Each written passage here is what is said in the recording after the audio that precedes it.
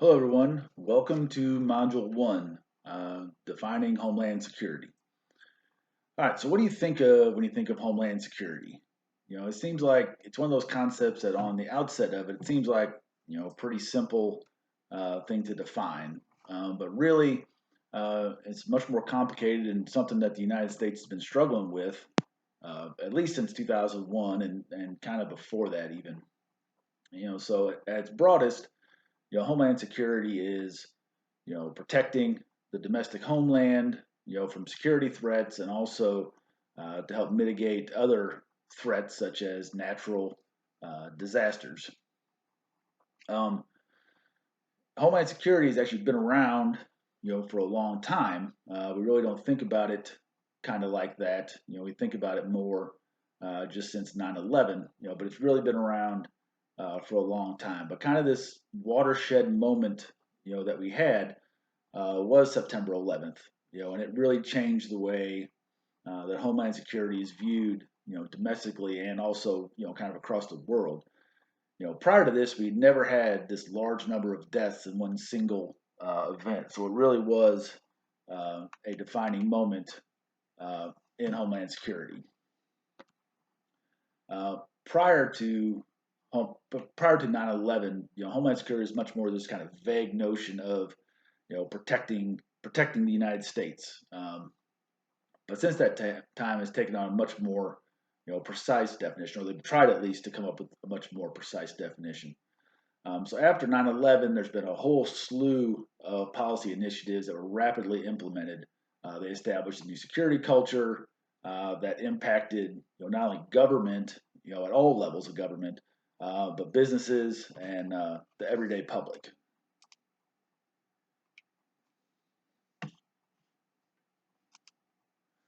All right, so to understand where we are, we got to start historically. So let's talk about some historical perspectives on Homeland Security. So go all the way back into the early republic. We're talking about the beginning of the United States. Homeland Security has always been an issue, even if it really wasn't the modern conception of what we think of as Homeland Security. If you think back, to the colonial days, many of these threats were results of conflicts between Native Americans, and the colonists, the settlers. The burden really to address these things really fell to local and state militias or local government of whatever that looked like. But it's really a much more local kind of response.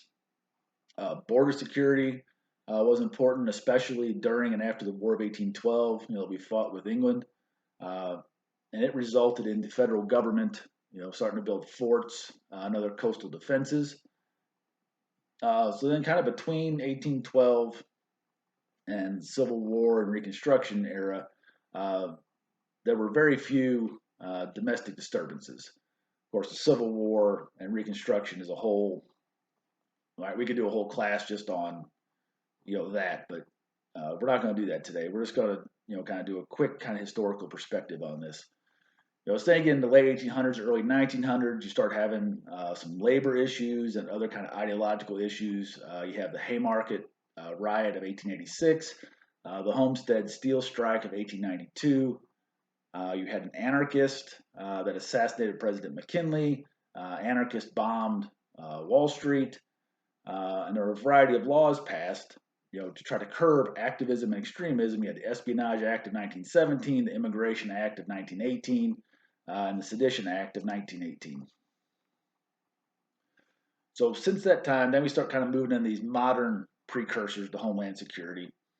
So after World War II, um, we got into this period of called the Cold War, which was between the West and the East, so basically the United States and the Soviet Union. And it really kind of enhanced the need for civil defense programs, both national, state, and local. So you had kind of these federal defense initiatives, such as the Civil Defense Administration, Office of Defense Mobilization, Office of Civil and Defense Mobilization, Office of Civil Defense, and the Federal Emergency Management Agency. So also, things start moving into kind of the 60s. Then we had these other kind of domestic disturbances, which led government, kind of at all levels to monitor activist behavior and try to quell disorder. Talking about, The civil rights movement, urban riots in the 60s. There were other activist and terrorist attacks by ideological and nationalist extremists during that time. But the unrest kind of dissipated, over time. So then in the 80s, the Cold War ended, with the dissolution of the Soviet Union. So then we had this new era where these new extremist threats emerged, where we had the 1993 World Trade Center bombing, the 1995 Oklahoma City bombing. These are a couple of examples of these new threats where they attempted mass casualty events. All right, so that was the 90s when we had those. Okay, so then that moves us into what is considered to be the modern era of Homeland Security, which is post 9/11. Okay, so at first, this term, after 9/11, like all of a sudden, Homeland Security is at the forefront. Everybody's like, well, what even is that? Nobody really knew. It was real vague. It was imprecise. But one of the characteristics of this time right after 9/11 was there was this rapid implementation of policies, starting with, like on September 20th, they announced that the Department of Homeland Security would be created. And then you had things like the Patriot Act. Then you had Executive Order 13228, establishing the Office of Homeland Security and the Homeland Security Council. Then, President Bush released the first Homeland Security presidential directives, and then the Homeland Security Act of 2002 was signed into law. So you had this flurry of policy initiatives because nobody knew how to react to 9/11. Like nobody knew kind of what was happening. And I remember I was actually in law enforcement at the time. I was on duty the morning of September 11th, and I wasn't anywhere near there. I was in rural Missouri, but even in rural Missouri, all of a sudden everybody's like, "Oh my gosh, what are we supposed to be doing?" And we were told, "Stand by for further orders." Like nobody knew what we were supposed to be doing or where we were supposed to be going, or what. Nobody had any idea what was supposed to be happening. So there were several hours there where I was on standby and just waiting for somebody to tell me to go do something, to go sit on a bridge, or like nobody knew if this was a bigger thing or nobody had any idea what was going on. So kind of the same thing was happening in the government too. Nobody knew how to react. All right, so they've come up with some central attributes of Homeland Security, and it's kind of this evolving concept that has several central attributes or key features. They're the terrorist threat, the federal bureaucracy, state and local agencies, and then collaboration on conceptual foundations for comprehensive homeland security. All right, so first, the terrorist threat. Okay, the current homeland security environment is a direct result of the 9/11 attacks.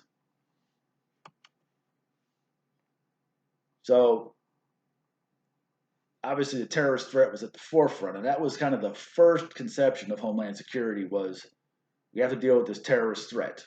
Okay, so at that time, threat scenarios included international terrorists, such as Islamic extremists, such as Al Qaeda influenced, or more recently, stuff like ISIS.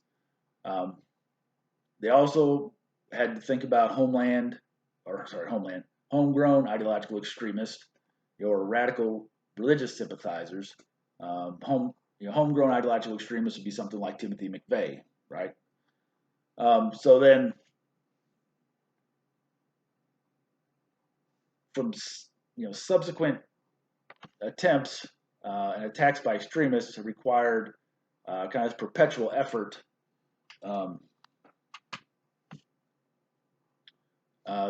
to design these new policies and initiatives to try to combat these things, and somehow try to look to the future to do it, but at the same time addressing things in the past. So as a result of these new policy initiatives, there have been actually many plots that have been thwarted, conspirators arrested, convictions found. So they have been fairly successful, we'll say, at that sort of thing. All right, the federal bureaucracy really changed a lot during this time. So the cabinet level of the Department of Homeland Security took a bunch of formerly independent agencies and combine them all under this one, department head. So it has a very wide, an exceptionally wide mission, right? So you've taken all these agencies that do sometimes similar things, sometimes not so similar things, and have put them all under um, one, one department. So you're having to try to combine all these different missions. Many of them have broad and significant arrest and investigative authority, um, which is one of the things that happened in 9/11. You had all these agencies that had come up with bits and pieces of this, but nobody was talking. Nobody was sharing information. They all had these broad arrest and investigative authorities, but nobody was really working together. So that was one of the things they're trying to do by making DHS was bring them all together. Um, so even when they created DHS, they didn't include everybody, and some of these agencies still do have some domestic security responsibilities. Some agency roles overlap, which is common, in a big bureaucracy like the federal government. Some are still not clearly defined what they're supposed to be doing, um, but this bureaucracy kind of provides overall leadership and has resources they can disperse and assistance that they can send to state and local authorities because state and local is also important to the Homeland Security enterprise. All right, so you have this federal bureaucracy where they created this huge Department of Homeland Security. Well, then the states are like, well, what are we supposed to be doing? So the states have modeled uh, these state level Homeland Security bureaus and agencies, um, not really like after DHS, but they've kind of used that as inspiration for what they should be doing. Um, so there's been a lot of things they've done locally that they've used the funding from 9/11 for. Because after 9/11, there was funding for all kinds of things, fire departments, police departments, like there was all kinds of funding for all kinds of different programs and training. Um, but it required the formation of these types of Homeland Security bureaus and agencies within these state and local agencies to try to do all this stuff. So these state and local agencies regularly train now how to respond to domestic security events.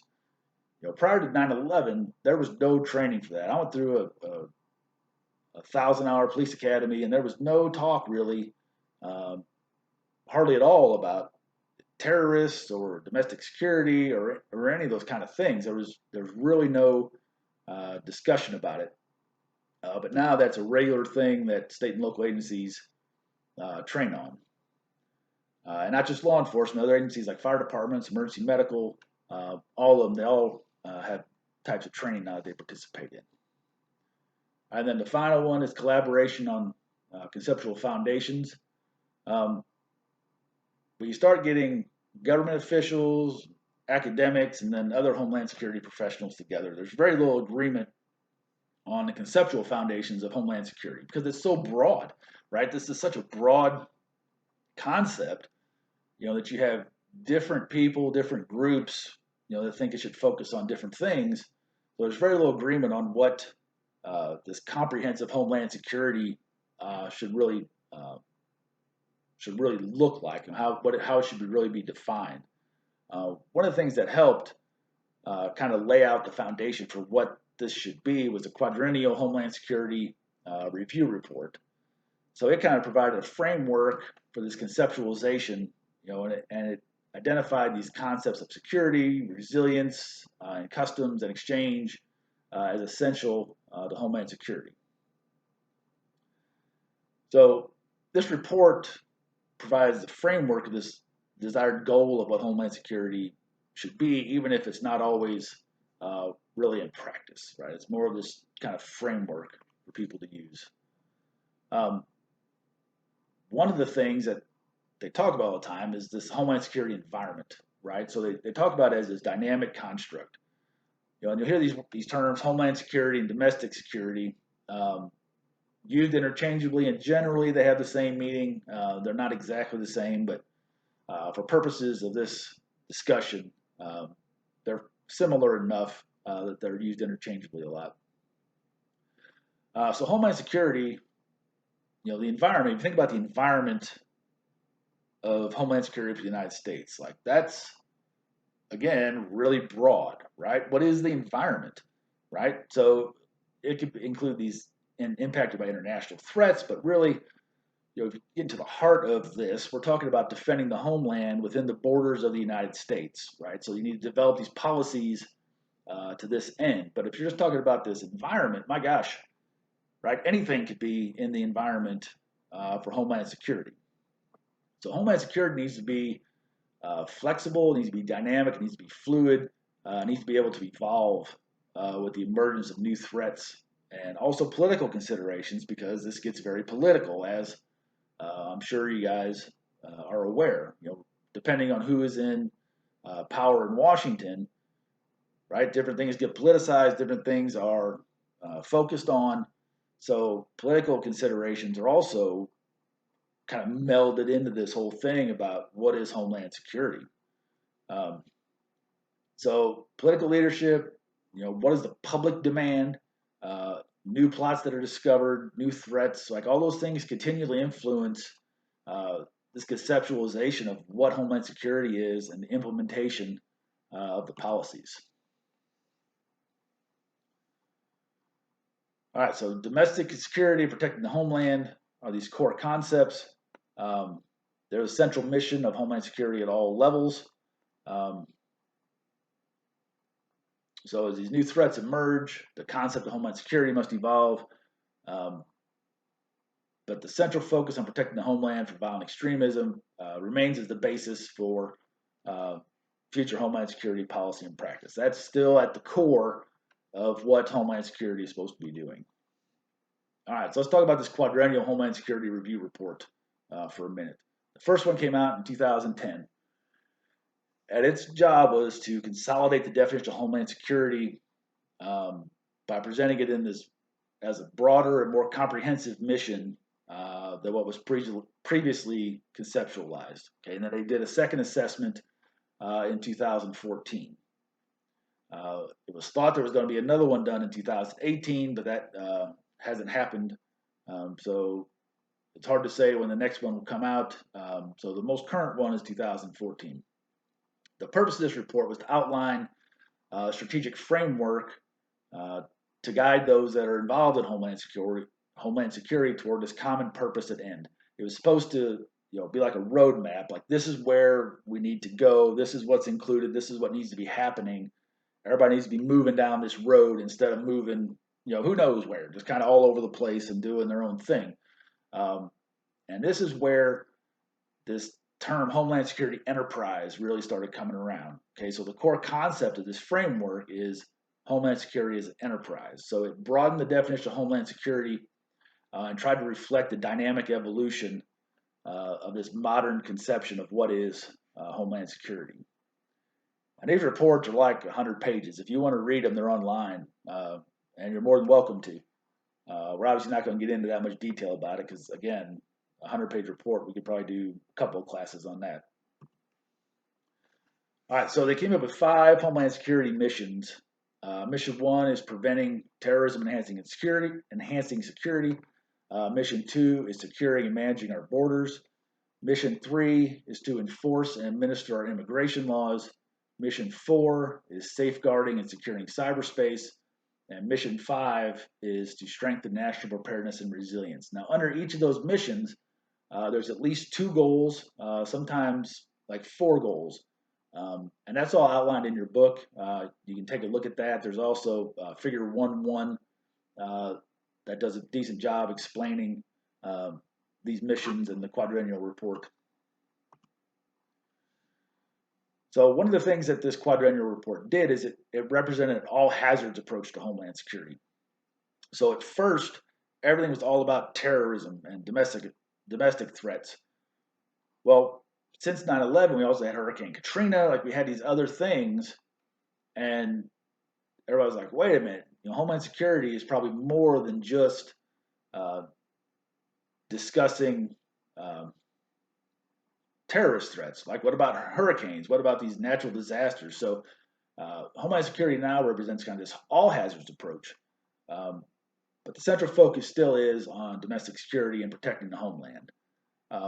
There's 6 prevailing challenges that pose the most strategically significant risk, and that's the terrorist threat, It's evolving, becoming more decentralized. Cyber threats are increasing. We just saw that recently.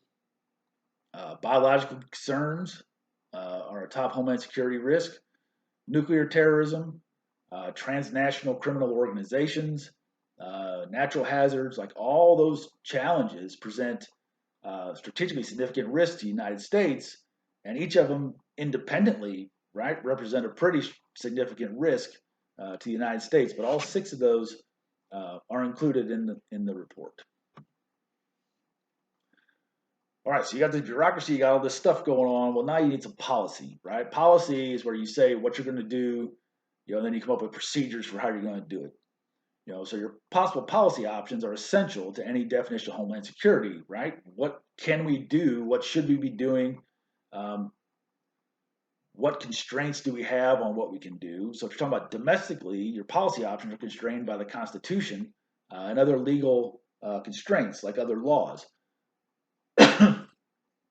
What the Department of Homeland Security can do in the furtherance of its goals is constrained, by civil rights, by the Constitution, right? They can't just go do whatever they want.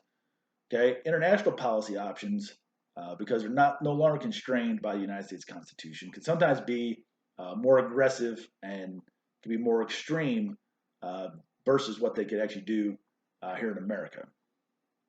An underlying consideration in all of this is that terrorists select targets based on their symbolic value, right? Anytime a terrorist picks a target, there's a reason why they pick that. They just don't randomly pick things, right? And the symbolic value of those targets is one of the main things that they use.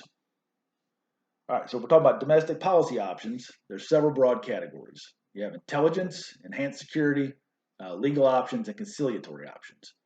Okay, intelligence policy options are a collection of data. The purpose is to create some kind of database in order to predict future behavior. This is similar to what normal criminal investigators do when they're collecting information about crime. Okay. Enhanced security, concept of target hardening. Okay, so you have these symbolic targets, you need to make them harder to attack.